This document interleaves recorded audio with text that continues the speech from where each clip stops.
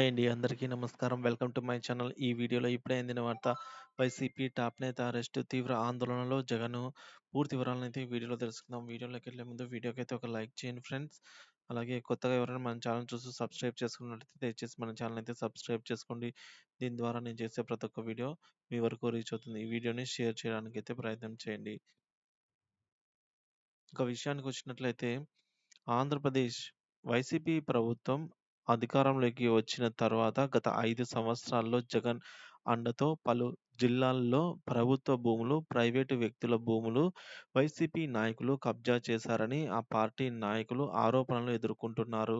కోట్లాది రూపాయలు విలువైన ప్రభుత్వ భూములు వైసీపీకి చెందిన కొందరు నాయకులు కొట్టేశారనేది ఇప్పటికే సీఎం చంద్రబాబు నాయుడు శ్వేతపత్రాన్నయితే విడుదల చేశారు.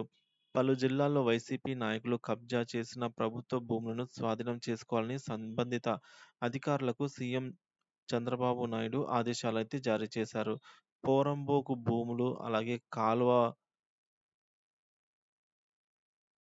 పురంబోకు భూములు, డీకేడ్ భూములను వైసీపీ నాయకులకు కబ్జా చేశారని టీడీపీ, జనసేన, బీజేపీ కూటమి నాయకులు గత 3 సంవత్సరాల నుంచి ఆరోపిస్తూ ఉన్నారు. సో, ఇప్పటికే ఈ విషయంపై కూటమి ప్రభుత్వం విచారణకు ఆదేశించింది. అయితే స్థానికులు అవసరాల కోసం టాయిలెట్లు నిర్మించడానికి ప్రభుత్వం కేటాయించిన భూమిని కూడా ఓ వైసీపీ నాయకుడు కబ్జా చేయడంతో ఆయన జైలుకు వెళ్లడం కలకలం రేపుతోంది.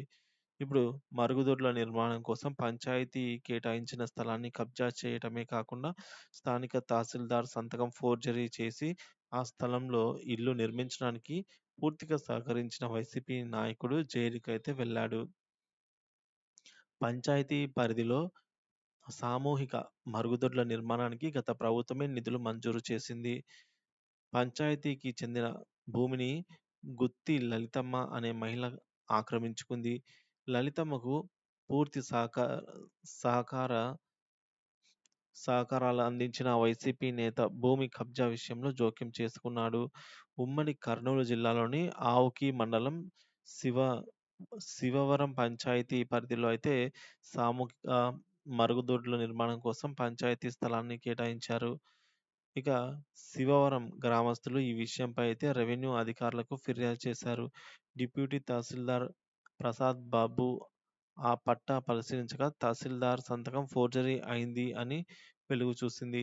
డిప్యూటీ తహసీల్దారు హరిప్రసాద్ పోలీసులకు ఫిర్యాదు చేయడంతో పోలీసులు కేసు నమోదు చేసి వైసీపీ నాయకుడైన సుబ్బారెడ్డి ఇల్లు కట్టుకున్న లలితమ్మను అరెస్టు చేసి కోర్టు ముందు హాజరుపరిచారు.